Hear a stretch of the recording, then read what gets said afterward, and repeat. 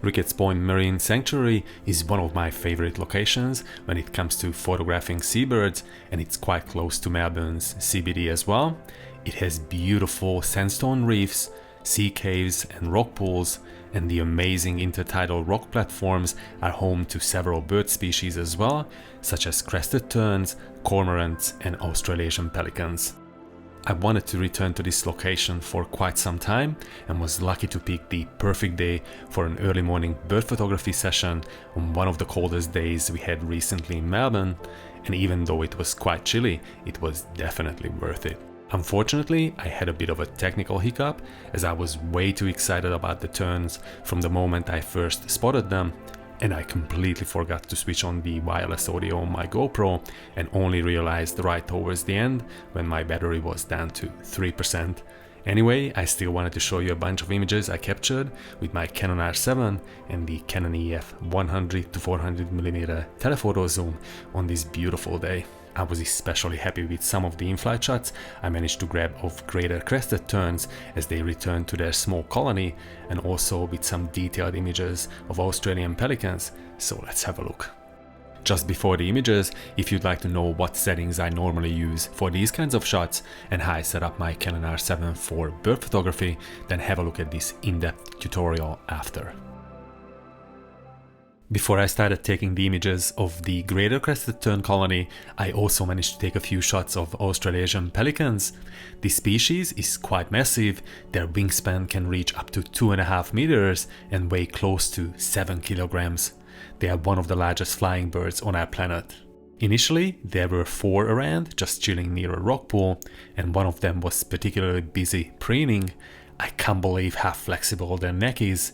Quite a contortionist, the one on the left. For the majority of the images in today's video, I significantly reduced the highlights to retain as much detail as possible because of the white plumage in both of these species. I really like the vibrant colors and the contrast between the birds and the deep blue sea. After a bit of preening action, 3 of them decided to take off, and I was lucky to capture half a dozen in-flight shots of one and even some indiscreet moments. I'm glad that I wasn't close to the impact zone where those droppings would have landed.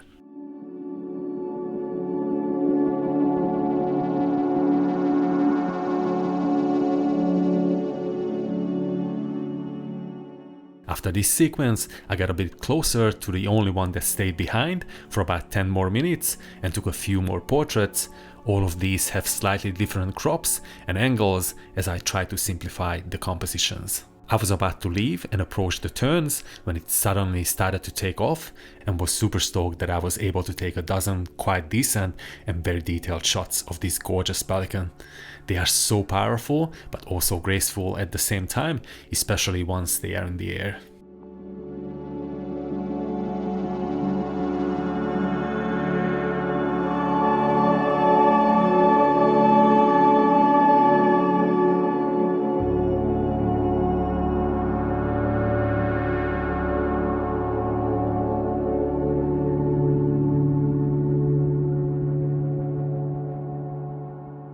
On my way to the tern colony, I also took a few in-flight shots of seagulls. There weren't as many around as the last time I was here. The greater crested tern, also known as swift tern, lives in dense colonies on coastlines and islands in the tropical and subtropical Old World. They have a wide distribution range and are currently not a threatened species with a total population of over 500,000. In this first shot, you can see some adults relaxing on a rock formation, and the next 3 images are of a sleepy juvenile that could barely keep its eyes open. As I slightly changed position while carefully walking around the rock platforms to ensure as much front lighting as possible, several terns kept arriving. I really like this first series, in which a couple of them were flying somewhat in sync with different wing positions, which looked really cool. Once again, I used the crop tool in post quite a bit to get rid of distracting elements that I didn't want in the frame, and I highly recommend you do the same to ensure that the focal point is easily identifiable for your viewers. I ended up taking over 500 shots in total over the course of about an hour and was having so much fun observing and documenting these moments. If you look closely, you can see that many members of this colony are banded as wildlife conservationists monitor and try to ensure that their local populations remain stable.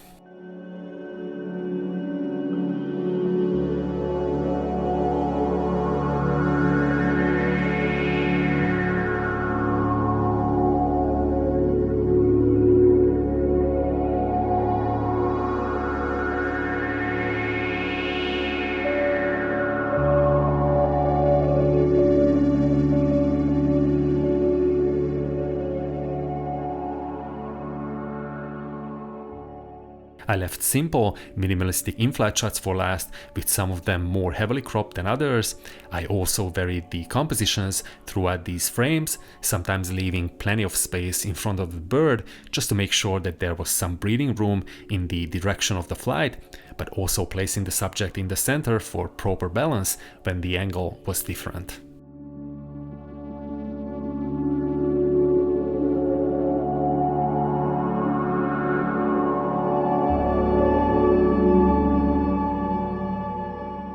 I hope you have enjoyed this compilation of shots. Feel free to leave a comment, and also don't forget to subscribe for more if you're new to my channel. Thanks for watching, and catch you all very soon in the next one.